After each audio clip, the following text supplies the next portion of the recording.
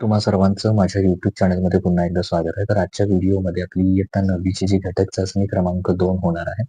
तर त्या घटक चाचणी क्रमांक 2 साठी आपण आपल्या चॅनलवर मागच्या काही व्हिडिओपासून सराव प्रश्नपत्रिका तुमच्याशी शेअर करायला सुरुवात केली होती. तर या व्हिडिओमध्ये सुद्धा आपण सराव प्रश्नपत्रिका बघणार आहोत. गणित भाग 2 ची. इयत्ता 9वी सराव प्रश्नपत्रिका गणित भाग 2.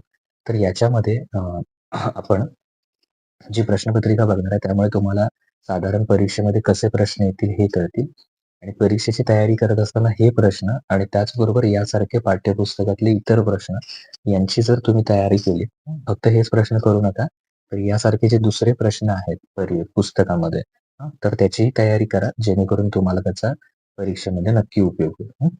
तर याच्यामध्ये आपण काय करूया, तर सगळे प्रश्न जे आहेत त्याची उत्तरं सुद्धा आपण त्याच्याबरोबर बघूया.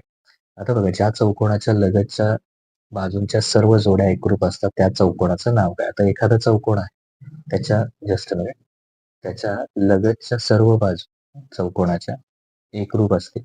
याला लागून ही याला लागून चारी बाजू समान झाल्या तर तो कुठला चौकोन झाला? समभुज चौकोन. त्रिकोणाच्या सर्व शिरोबिंदूतून जाणाऱ्या वर्तुळाला, म्हणजे असा वर्तुळ की जो तिन्ही शिरोबिंदूतून जातो त्याला काय म्हणतो आपण? परिवर्तुळ. स्पर्श करणारा असेल तर तिन्ही बाजूंना स्पर्श करणारा अंतर्वर्तुळ. ज्याचे दोन्ही निर्देशक धन आहेत तर तो कुठल्या चरणात असेल? पहिल्या असेल. आणि ज्याचे दोन्ही निर्देशक ऋण आहेत तो कुठल्या चरणात असणार आहे? तिसरे. आता 2x अधिक y या समीकरणात x व y च्या किमती काढा. बरोबर, 0 1. x म्हणजे 0, y म्हणजे किती? 1. x म्हणजे 1, y म्हणजे वजा 1 इथं दिलेला आहे आपल्याला. x म्हणजे 2 दिलेला आहे, तर y किती येणार आहे इथे? -3. x म्हणजे पहिला हा 0 आणि y म्हणजे -1 दिलेला आहे. तर अशा प्रकारे ही कृती पूर्ण करायची. त्याच्यानंतर इथे आपल्याला जर बघितलं, इथे ए हा कोण दिलेला आहे, डी हा दिलेला आहे, ए आणि डी. तर बी आणि सी यांच्या मापांची बेरीज किती ते शोधून काढायची. तर ए आणि डी कसले आहेत? लगतचे कोण आहेत. हे लगतच्या कोणाच्या मापांची बेरीज किती असते? 180 अंश. यांची बेरीज केली 4 आणि 5 किती येणार? 9x. बरोबर. 13 मधून 22 गेले, 9 राहणार, मोठ्या संख्येचं चिन्ह वजा. आणि इथं प्रत्येक वेळी 180 लिहायचं. इथं 180, इथं सुद्धा 180. आता हे -9 याच्याकडे येऊन अधिक होतील, म्हणजे 180 अधिक 9 किती होईल? 189. आणि 189 ला हा गुणिले 9 भागिले 2, म्हणजे 189 भागिले 9 केले आपण. 9 एक्के 9, 9 दुनी 18 आणि 9 एक्के 9, म्हणजे x बरोबर किती आला? 21. ओके, तर ह्या सगळ्या रिकाम्या जागा तिथं घ्या आणि मग त्यांनी ते x ची किंमत 21 ठेवून ए आणि सी 97, डी आणि बी 83 शोधलेलं आहे. ओके, खालील उपप्रश्न सोडवा. इथून पुढचे प्रश्न मात्र तुम्ही काय करायचे? स्वतः सोडवायचे आहेत. सराव प्रश्नपत्रिका असल्यामुळे तिन्ही करा. समांतरभुज चौकोनाच्या लगतच्या कोणांचं जे गुणोत्तर आहे ते 1:2 आहे.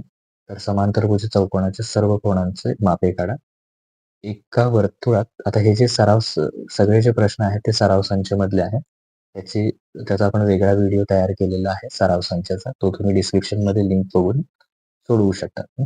एका वर्तुळात 2 समांतर लांबीच्या जीवा आहेत. केंद्रापासून त्या 5 मीटर अंतरावर आहेत. तर आणि वर्तुळाची त्रिज्या 13 सेमी. तर जीवांची लांबी काढा. तर याच्यामध्ये हा जो प्रश्न आहे तो आपल्या 5.1 मधला आहे आणि हा आहे तो 6.2 मधला आहे. ओके, समांतर लांबी नव्हे, इथे फक्त समान लांबी हा शब्द आहे. आणि कोणत्या चरणात आहेत हे बिंदू तर ते सांगायचं. ओके, त्यासाठी 7.1 सराव संच तुम्ही बघू शकता. खाली लिंक आहे त्याची. त्याच्यानंतर खालीलपैकी कोणतीही एक कृती सोडवायची आहे. तर हा समांतरभुज चौकोन सम्मुख कोणांच्या जोड्या जर एकरूप असतील, सम्मुख कोण एकरूप दाखवण्यासाठी जो प्रमेय आहे तर तो इथं पूर्ण करायचा. त्याच्यानंतर पुढे एका वर्तुळाची त्रिज्या 20 सेंटीमीटर आहे. वर्तुळाच्या केंद्रापासून 12 सेमी अंतरावर आहे. तर जीवेची लांबी किती ते ठरवायचं आहे. इथपर्यंत. ओके, तर यासाठी ही कृती पूर्ण करा. त्याच्यानंतर खाली इथे कोणताही एक उपप्रश्न सोडवा असं म्हटलं. तर एक समभुज चौकोनाच्या कर्णाची लांबी 20 आणि 21 सेंटीमीटर आहे. तर त्याची बाजू आणि परिमिती काढा. आणि हे समीकरणाचा आलेख काढायचा.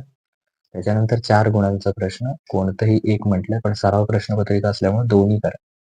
चौरसाच्या कर्णाची लांबी 13 सेंटीमीटर आहे. तर त्याची बाजू शोधा. आयत पी क्यू आर एस चे कर्ण परस्परांना यम बिंदूत छेदतात. क्यू एम आर बरोबर 50 अंश आहे. तर एम-पी-एस ची किंमत किती ते काढा आणि परिवर्तुळ काढायचं.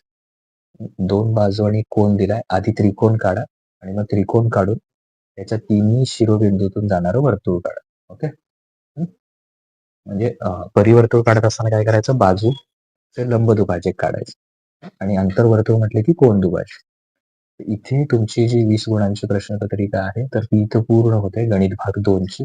गणित भाग 1 आणि इतर सर्व प्रश्नपत्रिका आहेत. एका विषयाच्या 2-2 प्रश्नपत्रिका आपण तयार करतोय. तर बऱ्यापैकी तुमची उजळणी आणि तयारी होऊन जाईल. तर खाली डिस्क्रिप्शन मध्ये लिंक दिलेली आहे. तिथे जाऊन तुम्ही आधीचे सगळे व्हिडिओ जे आहेत ते सराव प्रश्नपत्रिका, सराव संच सगळं बघू शकता किंवा प्लेलिस्ट मध्ये जा. प्लेलिस्ट मध्ये सुद्धा तुम्हाला सगळे मिळून जातील. ओके. Thank you.